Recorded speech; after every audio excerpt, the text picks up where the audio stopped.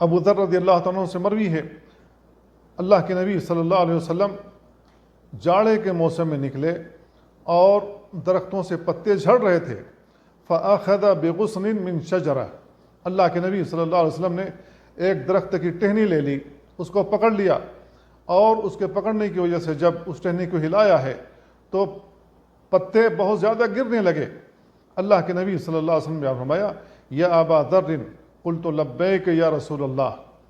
اللہ کے نبی صلی اللہ علیہ وسلم نے آواز لگائی کہ اے ابو ذر، تو انہوں نے کہا اللہ کے نبی حاضر ہوں۔ تو اللہ کے نبی صلی اللہ علیہ وسلم نے فرمایا ان العبد المسلم لیصلی الصلاۃ یرید بہا وجہ اللہ،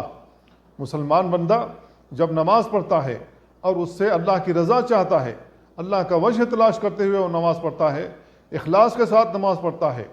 اور اس کے ارکان کا خیال رکھتا ہے، اس کے شروط کا خیال رکھتا ہے، اس کے واجبات کا خیال رکھتا ہے، نماز کی سنتوں کا خیال رکھتا ہے، اس انداز سے نماز پڑھتا ہے،